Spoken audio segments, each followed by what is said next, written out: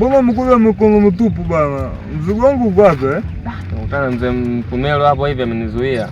Umeona? Ameniambia kwamba niache. Sasa hivyo anafikisha vyombo vya sheria. Kwa hiyo mzee wangu hapa naona kama nimeshindwa yani. Si nifanyaje yani? Unajua kijana wangu kosa mara nyingi huwa alipo kwenye kutatawizwa.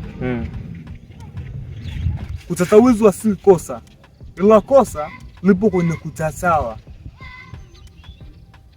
Anakuja kukutatawiza, anahisi tu kuwa unaweza ukatatawa, ila hana uhakika wa 100% kama utatatawa.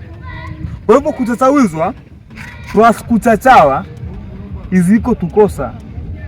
Yaani unapokuwa unatatawa ndipo kosa linapofanyaje? Linapozaliwa.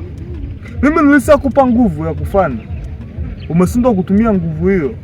Unahitaji kufanya kitu gani mzee wangu? Sasa kupatia dawa umeenda kutumia na ule mpumbavu anatumia dawa ananiletea masiala mpaka mimi nilimpa dawa. Sasa nakuongezea nguvu. Hii dawa nakupa sasa hivi usifanye makosa. Tunaelewana vizuri? Najitahidi sana mzee wangu. Hii utaitilia kwenye maji ya kunawa uso. Katilia kwenye maji yako ya kunawa uso, kisha kaifanya kazi yangu. Sihitaji tena maongezi, nahitaji matokeo tu. Tumeelewana?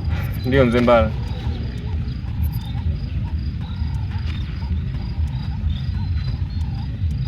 Umemaliza? Sawa mzee wangu, ngoja mimi niende nikafanya kazi yako. Nitahidi sana.